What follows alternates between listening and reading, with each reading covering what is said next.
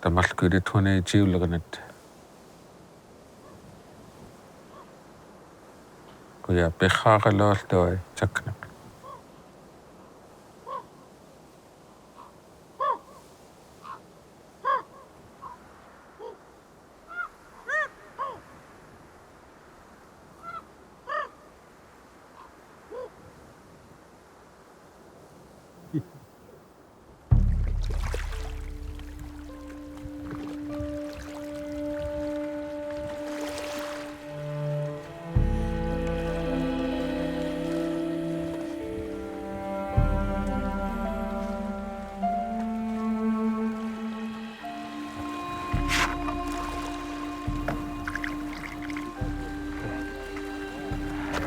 Kinigidam punjale alashkina.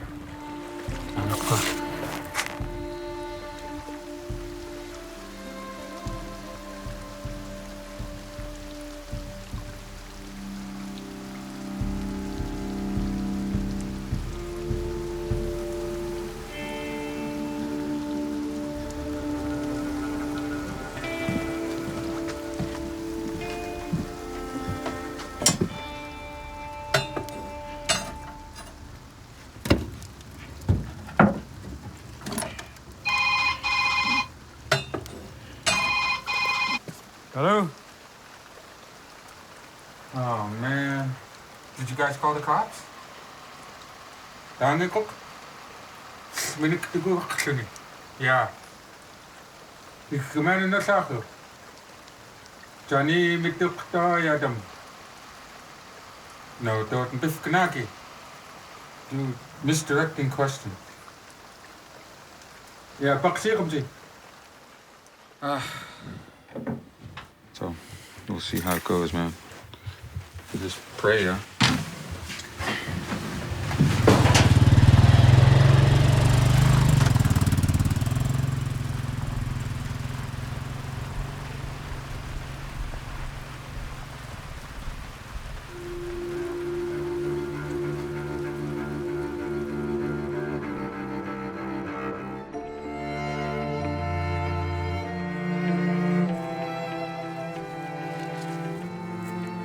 My grandfather told me that I would see this in my lifetime. I would see our young people taking their lives. He said, it's going to come right up to you and touch your hand. It's going to work right around you.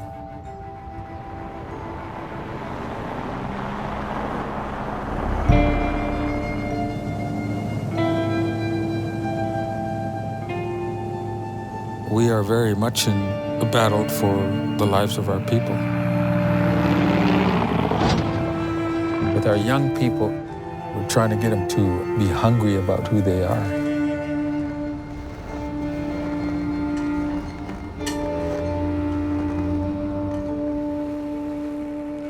Most of us have been programmed to think negatively, and we don't even realize it. Want proof? I just did it when I walked in here earlier today. Hey, George, how you doing? Not bad. Why didn't he just say, good? So what do? We've got to change that perception. So when somebody comes up to you and asks you, hey, man, what's up? You go, everything. If you look at it through a positive mindset, what ends up happening is it becomes easier to deal with the world around you, even if it's going wrong. How many here realize your ancestors fought, lived, and died just to give you the chance to have it better than they did? And we are their descendants. You are their descendants. Persistence. Not giving up in the face of adversity, especially in the moment, the heat of the moment when it means and matters the most. You don't back down. You don't give up.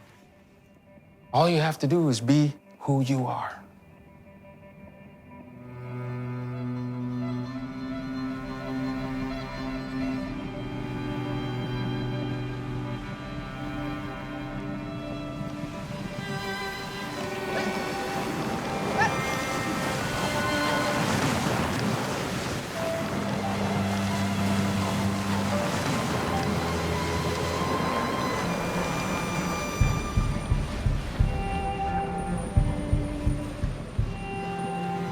I was raised in the basket of a dog sled. It's kind of like in my blood. Growing up, I remember traveling days on end by dog team.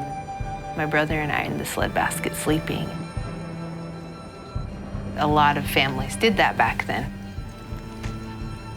And it was a wonderful life.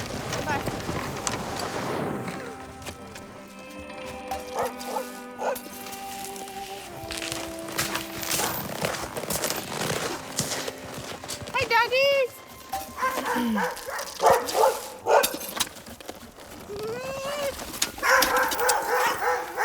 Hey, Sylvester.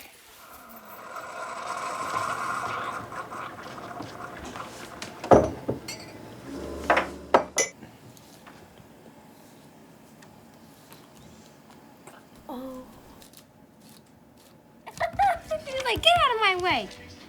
Here, quick, come sit down, please.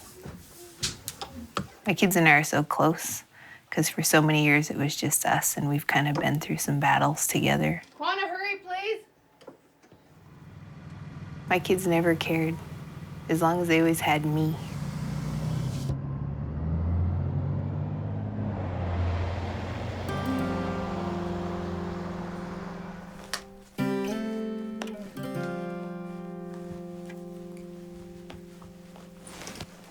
I lost a lot of family members at a young age. You know, we never want to lose family, but there's something about suicide that just tears our hearts out. My uncle committed suicide when I was a little girl. He shot himself while he was intoxicated, and it broke my heart. Sometimes the darker days of your childhood have real long-lasting effects.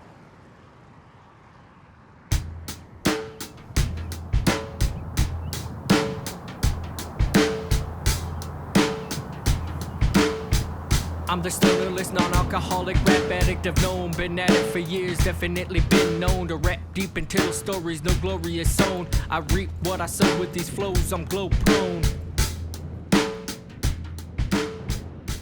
I'm Inupiaq, I'm Yupik, and I'm also Tlingit. But the one I'm connected to the most is the hip-hop culture. I dance, I rap about what I live.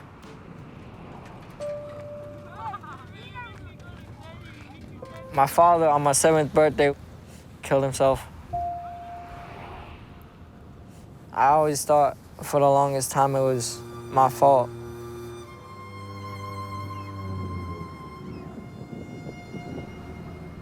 It's like heartbroken. Ever since the day I was born, heartbroken. My heart's been literally torn, heartbroken.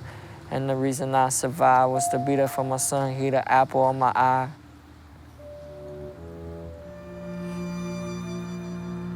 Ever since I found out my baby's mom was pregnant, I've been trying to grow up.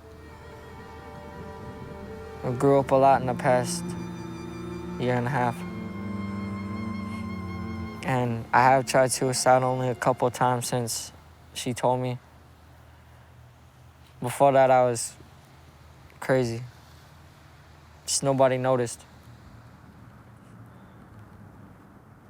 Getting hurt, you know, usually I laugh it off. I fall, I laugh. I bleed, I laugh. It's just how I am.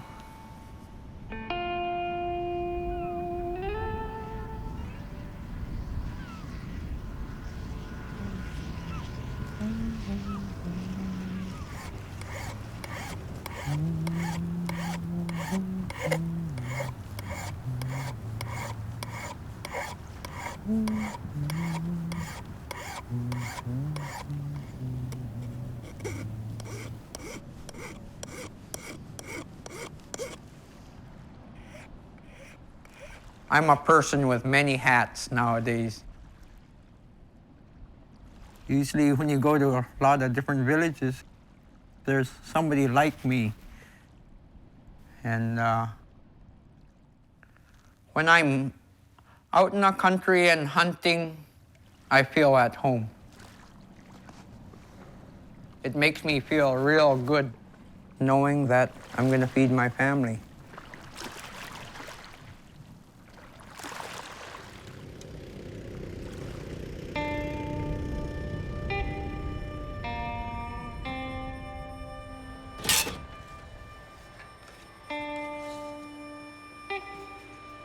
I've seen a lot of change in my time.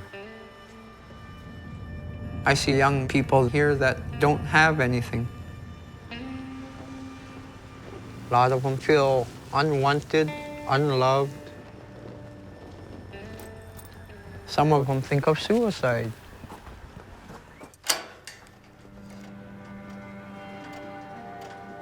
And I've been in that position before.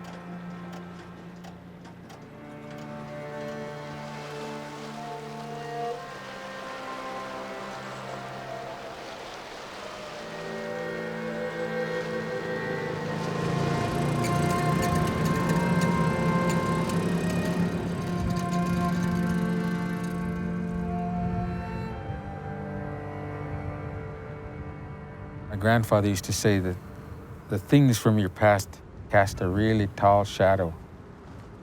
And even though you're moving on in your life, that shadow is still affecting you.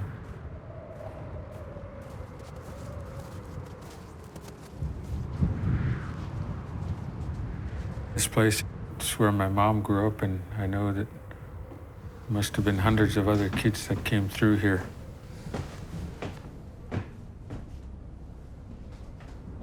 Most, if not all, of the children that came here because their parents had died, and they were parentless, basically. My mom's parents died away because of disease that was brought here by Europeans.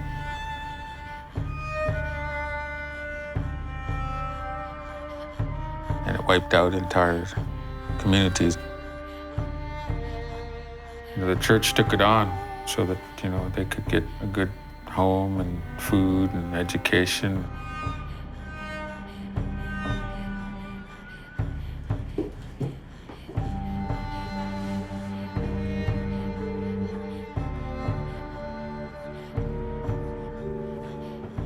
There was some pretty heavy-duty stuff that went on. They didn't want the kids to speak their language here. Mom, other people told me that if you spoke your language, you got spanked and beaten and put in a corner.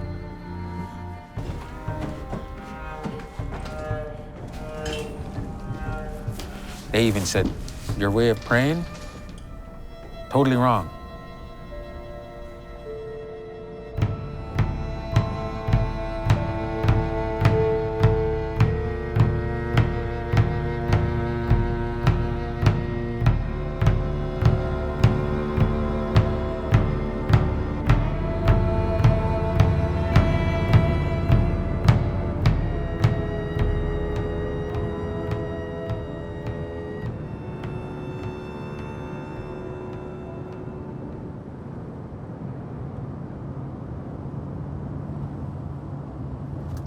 My grandparents lived out on the land with their kids, never drank, and my mom remembers specifically having a really wonderful childhood.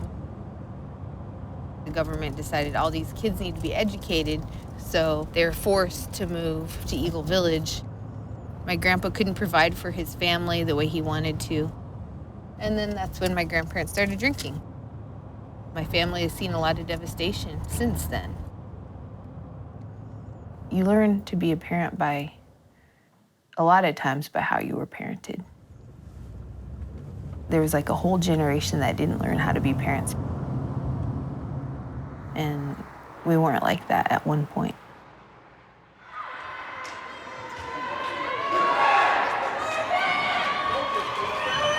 Oh, there we go, there's Iz.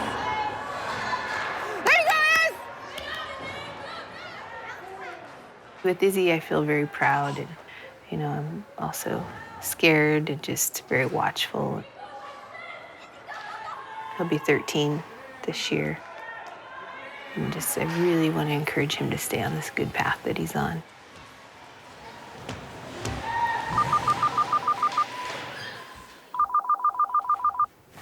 Hi, Sonny. You'll never be a bad guy ever again. Well, that's good, because...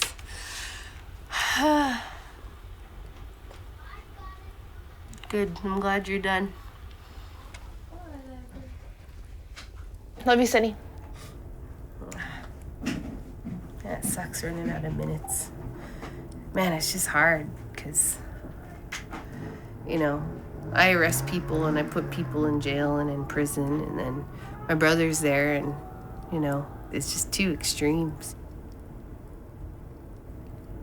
I know he has redeeming qualities. I know he's an inherently good person.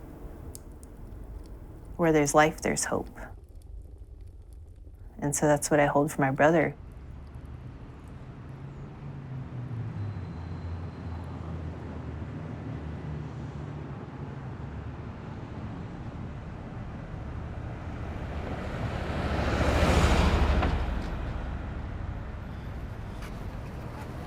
Good morning. What's up, Eddie?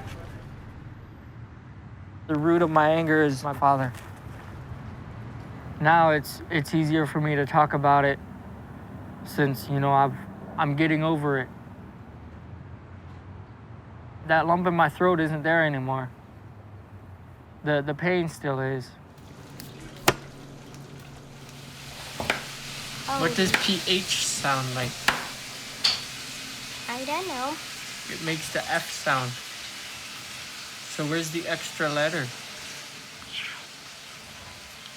Uh-huh. Wow, great job. That was easy. Uh-huh. Try this challenge. Where's mine? For food to eat and fresh good milk we can drink. We wanted to forest and can. I remember holding my first son like it was just last week. I mean, even thinking about holding him for the first time makes me want to cry. And I remember delivering my second son upstairs like it was yesterday, you know,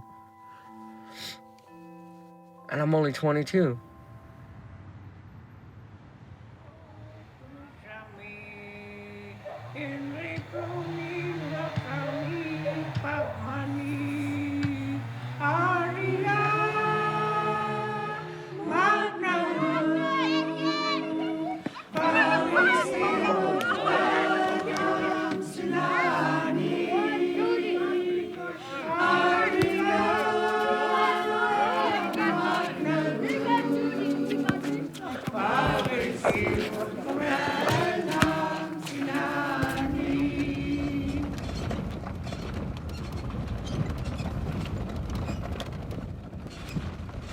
I was in high school. I got into drugs and alcohol and not getting anywhere during school. And my dad made it real clear to me then, you know, these things aren't gonna get you to what you wanna do and where you wanna go.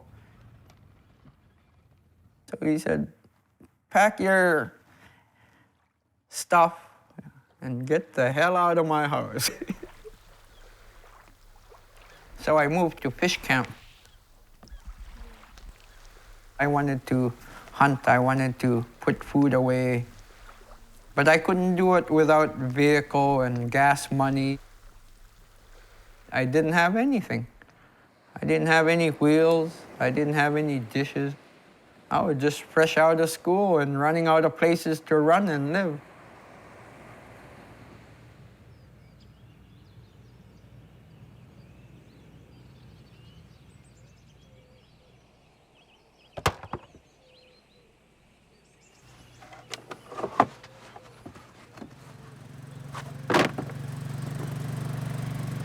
My childhood was much like most children, all about play and fun and trying to understand the world that we live in. But my mom and dad went through some kind of upheaval, and then she just disappeared out of my life. My father took all of us and sent us to Pennsylvania, removing me from everything that I had ever learned was my world. I tried to learn English and I wasn't very good at it because the teachers used to be so mean. Grab my ears and literally almost make them bleed, make me read. What it did was create this thing inside of me that started a shell or a hardness growing. And something died in me because everything that my grandfather, my appa, told me was no longer real. It didn't fit in the world that I was in, and I had to change. When I came home, I had to reconstruct me.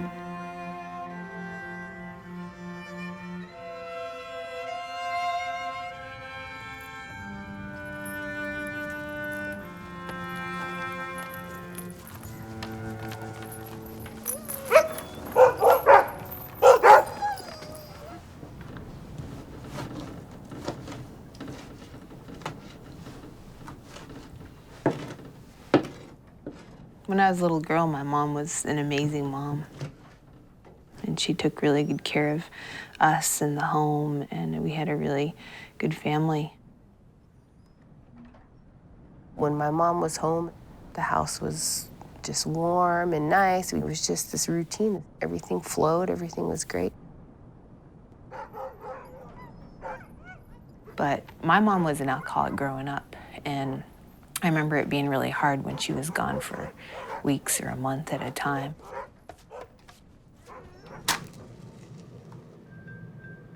Every day that she was gone, when about 2 in the afternoon is when the mail plane would come in with passengers. Just really be excited, hoping that my mom was on that plane. I'd walk home from school, I would look for her tracks in the snow, but never saw her tracks. It'd be 40 below outside and 20 below in the house. We would have to try to get the house warm. Every person deals with pain differently. My mom had all this pain, and that's where she would disappear in her drinking.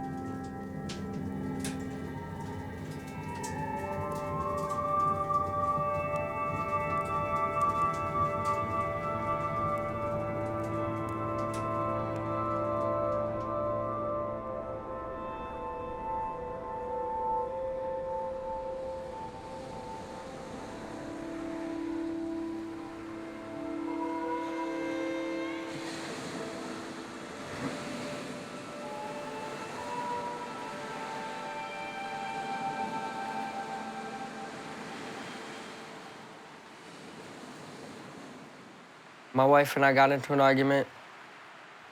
We were a little pushy with each other, and then she had compared me to my father in a way I didn't like.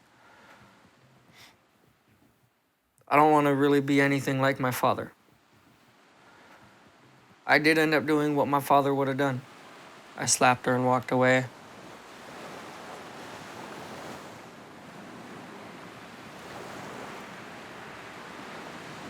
The cops got called. They arrested me.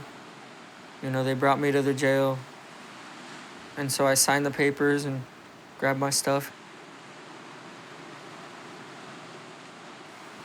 Separated from my wife and kids. I made the mistake.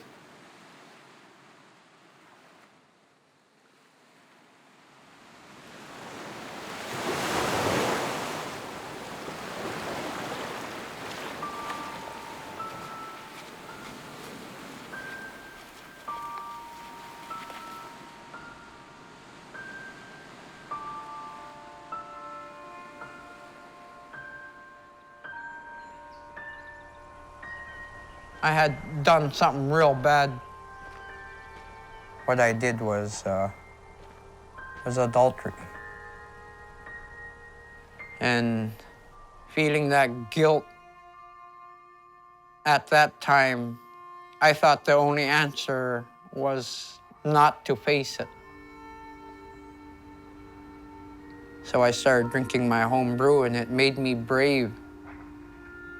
I went to my place. I had a .22 of my own.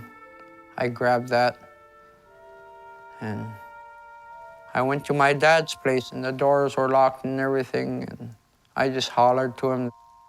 I told him that I love him.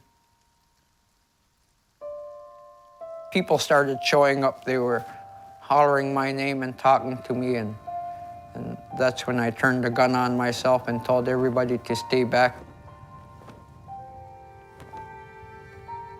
The last thing I remember saying before I shot myself was, by God, I love you all.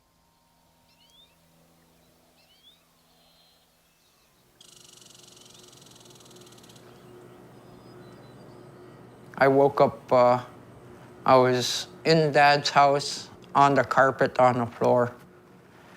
And I didn't know what to say, and I just started apologizing to people in there. They held me in Nome for 3 days in the hospital. I got sent back home. The thought of suicide was still there until my dad came to me and he talked to me. He said, there's only one way you could heal yourself here is you got to go talk to the family. And so a meeting was scheduled with the family that I hurt. We talked with each other. We didn't forgive each other at the moment, but we talked. We got to a point to where we were just all crying, and I realized that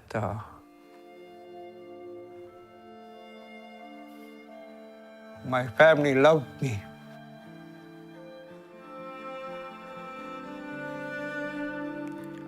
I realized there was something to live for.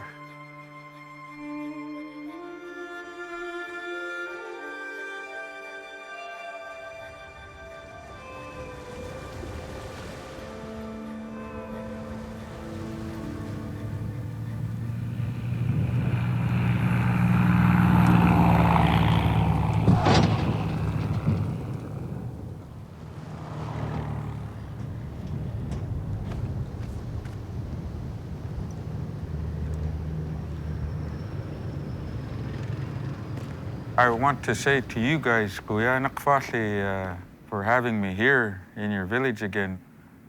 I grew up like you. I know how it is to run around the village with that clear guglu coming out of your nose and sand on the edges. And I know you've been through some bad stuff. And I'm here to tell you that you can get past it. You have information inside of you you don't even know. You notice I speak to you in our language. Your language is so important.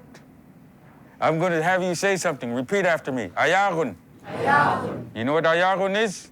Walking stick. Ayagun. That ayagun is designed to keep you safe. When you hit dangerous part, it'll make a strange sound. Sound like this. That means, watch, stop. Your next step might be your last. There's places in your life that you'll come to that are going to take you off a path.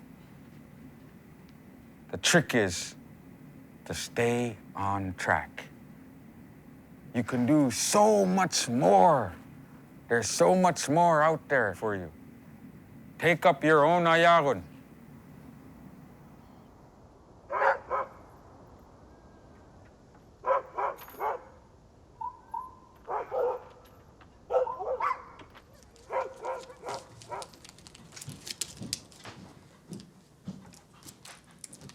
If I'm ever sad or angry at the dogs, origami calms me down. It's amazing what you can make with a square piece of paper. First 10 times I failed, but after a while I got it. My mom, she takes very good care of us. And if my mom weren't here right now, I wouldn't feel good. I'd probably be miserable without her.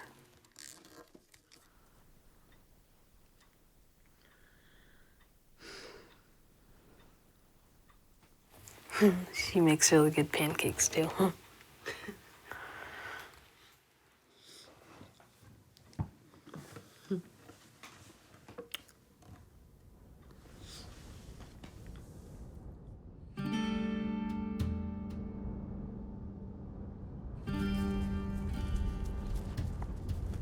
You know, with my sons, I don't want them to have to go through some of the struggles that I've seen other Native men go through. So I talk to them a lot about it. You know, I'm real with them.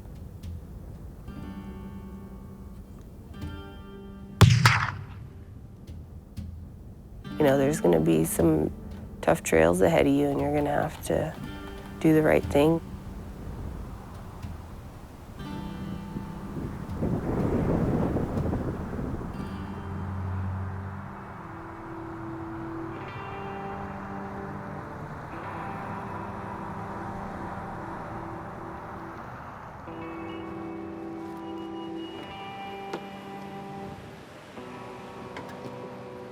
I think God used the situation that we're in right now to help me deal with my anger.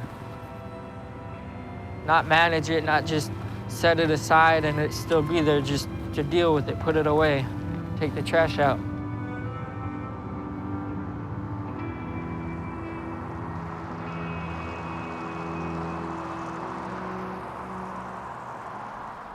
Move back home. I've been going through anger resolution.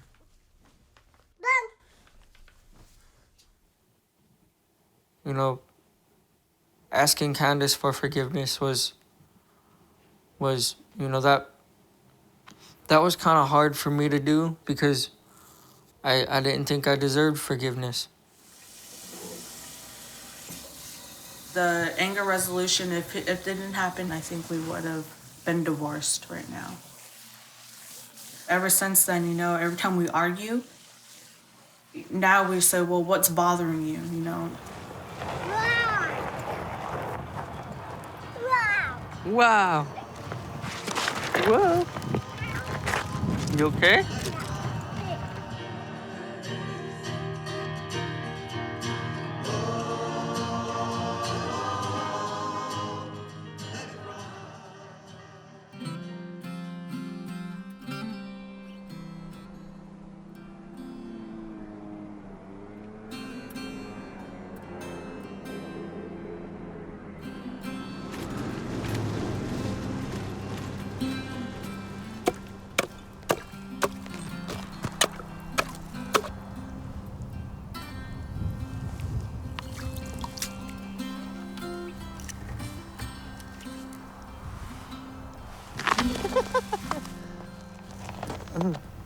Well, 2 fish is better than no fish. My wife, she's the toughest. I should really thank her.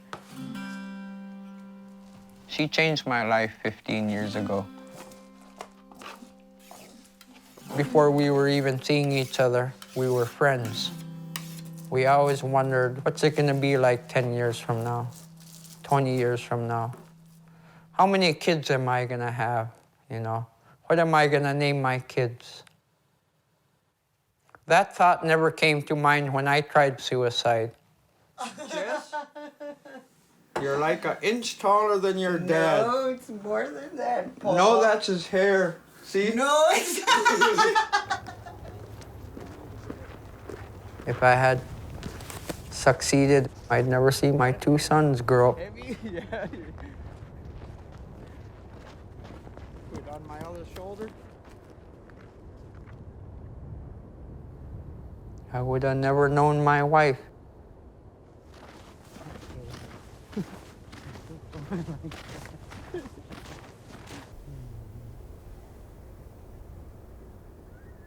Blue, real blue. Nice.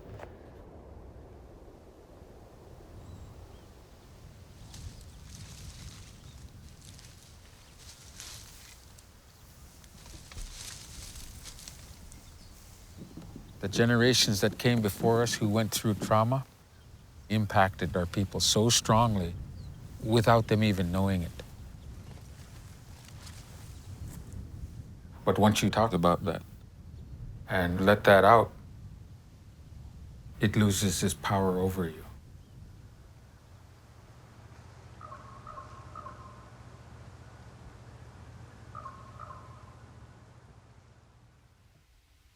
Bogey, my boy,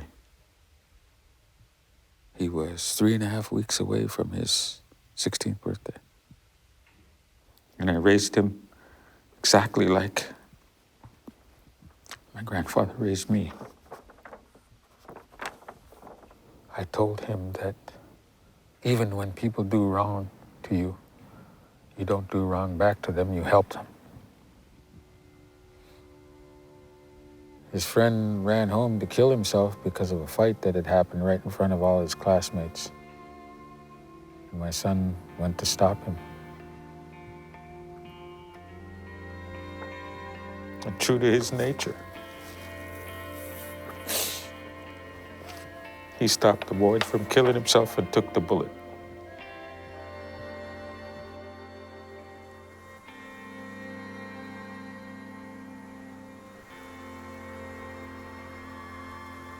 That was when I first realized that even your hair could hurt. I've had to confront things that are within me. It's like I'm being tested to see if I've actually taken steps forward. All I know is that I gotta continue to do the work, helping other people. Toy. Kuyana, teko.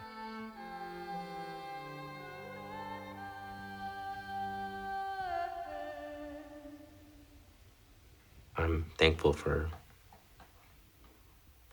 Kuth for you being willing to share with us.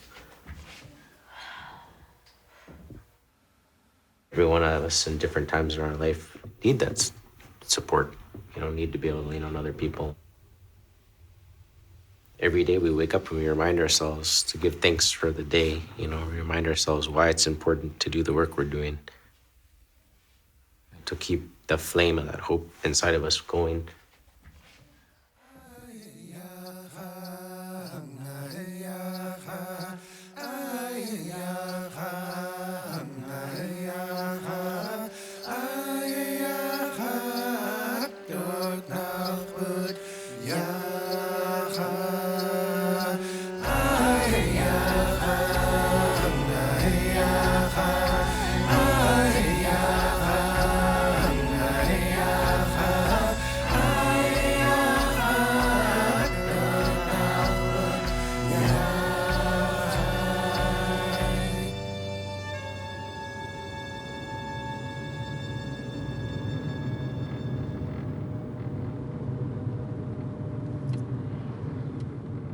One of the things that has always been really hard for me is coming home to a dark, cold house.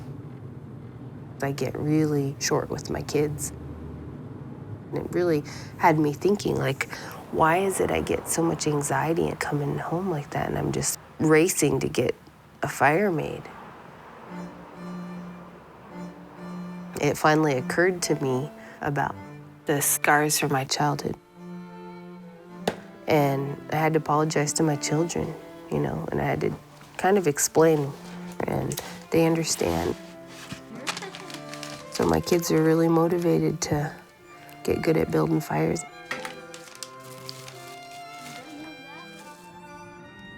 I come home and the house is always warm, and I really thank them.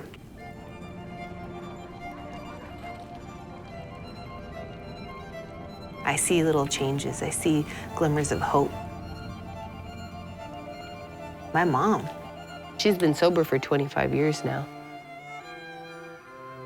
I think she was really trying to be there for me as a mom. The change in our family's life was just so profound.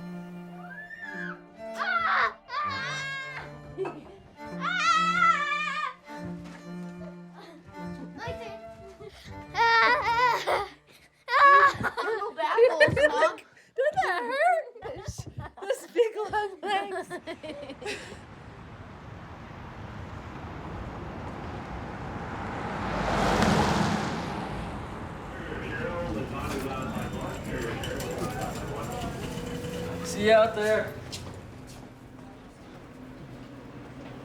What can I do for you? When I'm going through a hard time at work, a lot of times I just want to walk out. But I've learned that if I just stay at work and do what I got to do, it turns out better. Anything else for you? Good. Okay. Thanks, Eddie. Yeah, no problem. Have a nice day. I'm working to support my family.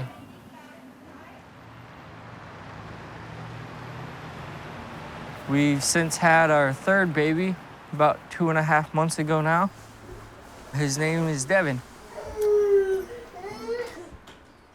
I'm almost done with my first CD.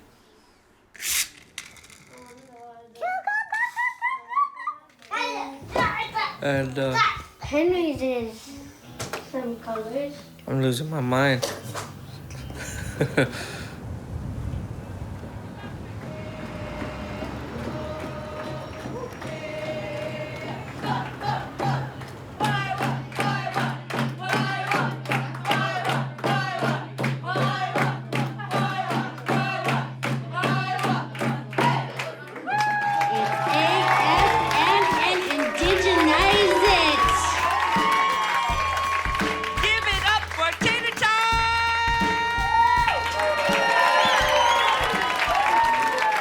Try to enlighten and tighten my writing, living my life for my kids and my wife, and I don't want to lose it all to alcohol and fall to a crawl, and it's all because if I work it one more day, I might just find a way and still be able to play, so I might just break the chain.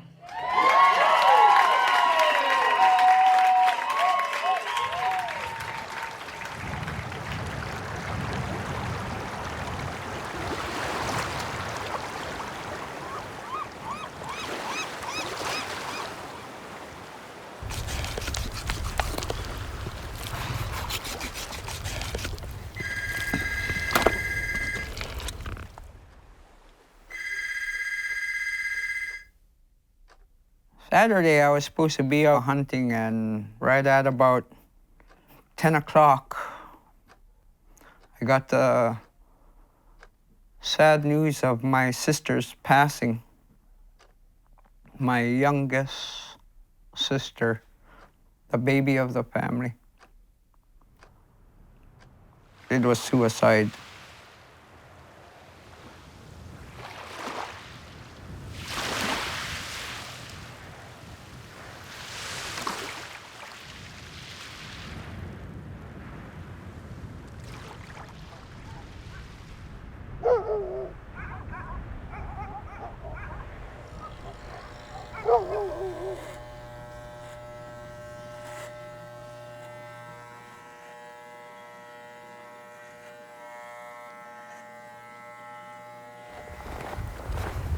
Old. I got no more hair behind me.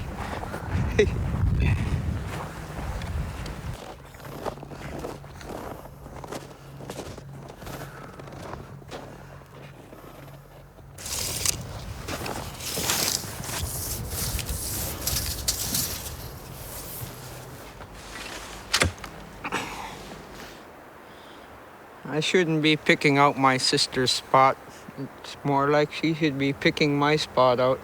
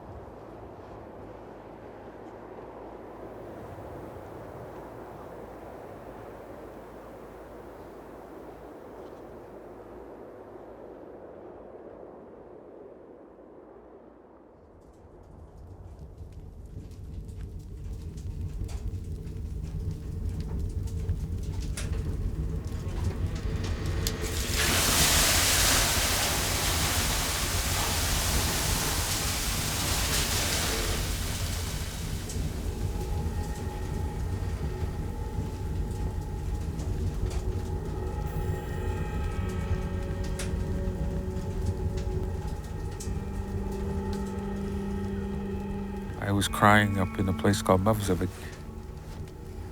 and I was hurting.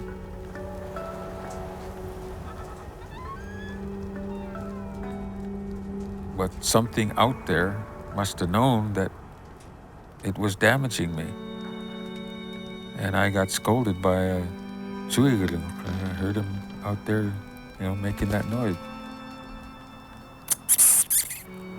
Making all that racket. And I could tell it was scolding me, and to me that meant, go ahead and hurt, go ahead and cry, but don't stay there.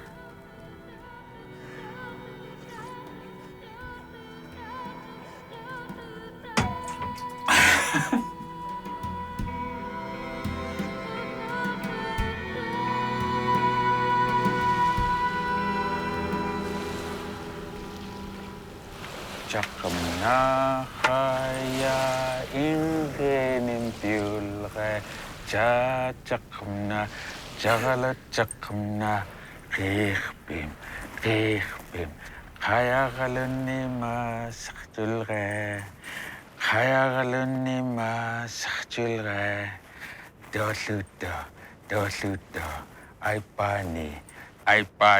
What kind of knee? Ay pani. Left hand out, ready? 1, 2, 3. Okay, good job. You guys did a really good job.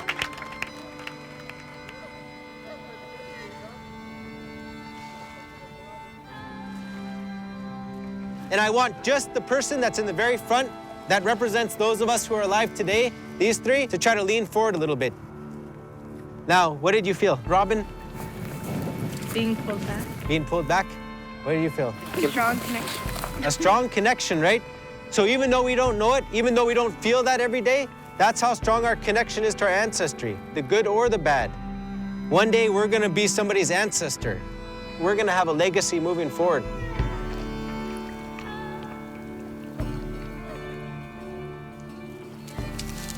So we'll take this off. Which one? I don't know if I'm gonna do this right. How are you gonna learn? I don't know. The way to do it is just do it, right? There you go.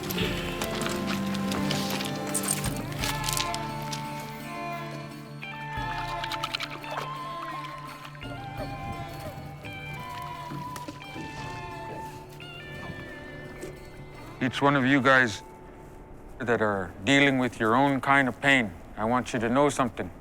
You're not alone. I'm not just me by myself. I came here with a belly button. That reminds you that you used to be connected physically to one another. Maybe one day it's going to be your turn out here in a red kasbah. Each one of you has the same kind of spirit inside of you. It's so important for you to realize your moment is here and right now, right here. We're gonna go start to work on that healing.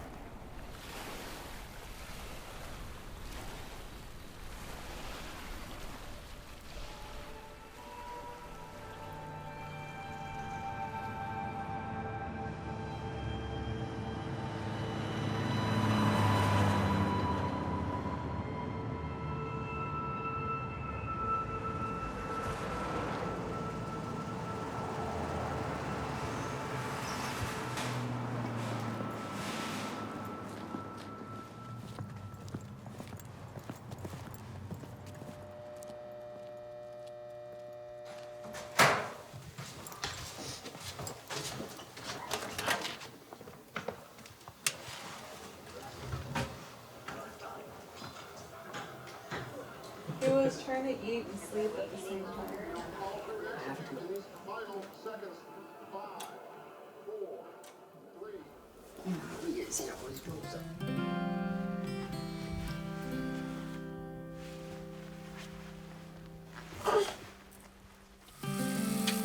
I don't want my boys to see me as somebody who's always angry.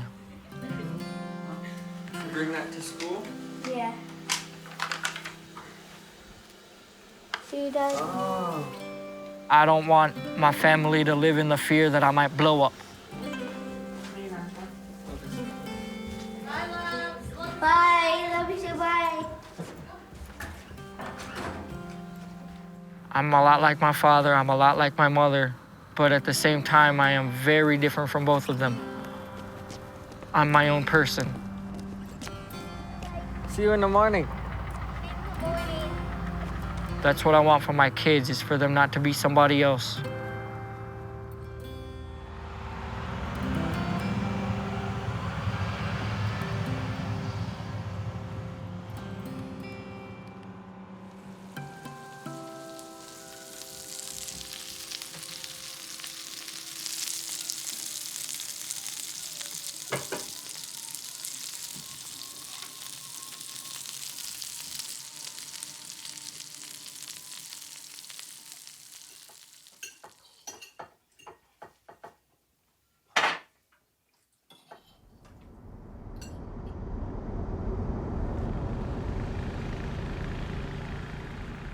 Ever since like the first part of November, all I did was just come here and listen to music.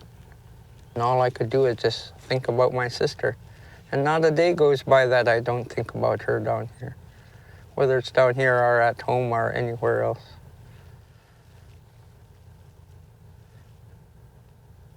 I really talked to some of her friends, you know, don't ever do anything like this. Suicide is not the way. One question I always wondered is, how am I accepting it?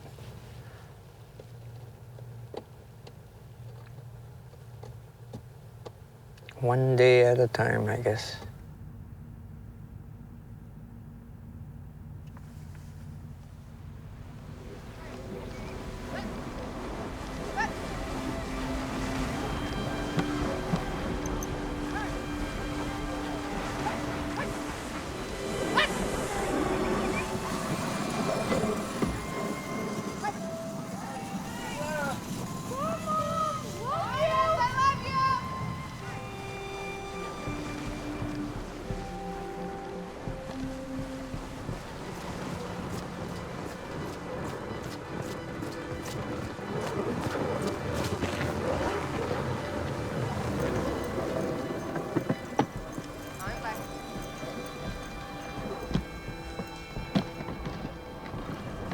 Being out there with my dog team and alone in the mountains.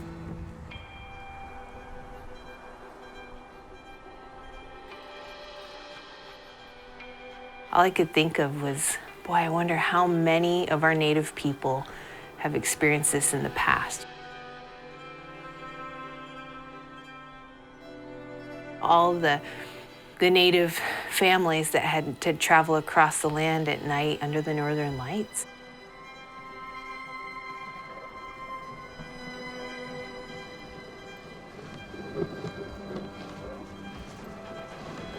And it was just like, I'm doing what my people have done for so long.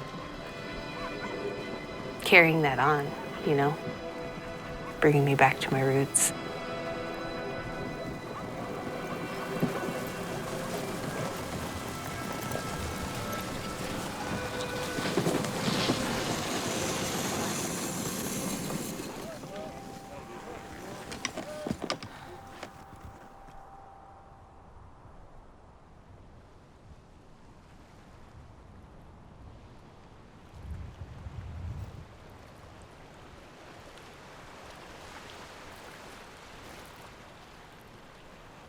Tamalkude 20 jiulaganat.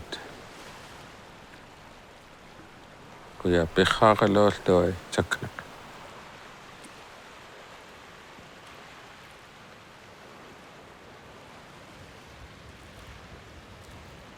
Tumia qabu 20 taqsaitu tagwa.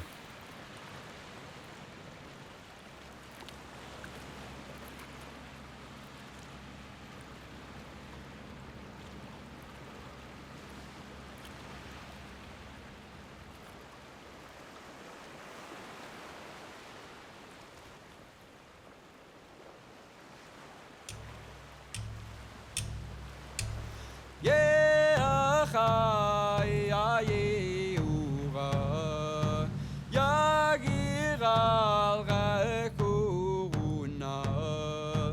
tamamta yugni ayuk sa kukut tamamta chak fiu lach tukut tamamta knicht lach tukut taugam tamamta pinich tukut yagi cheoracha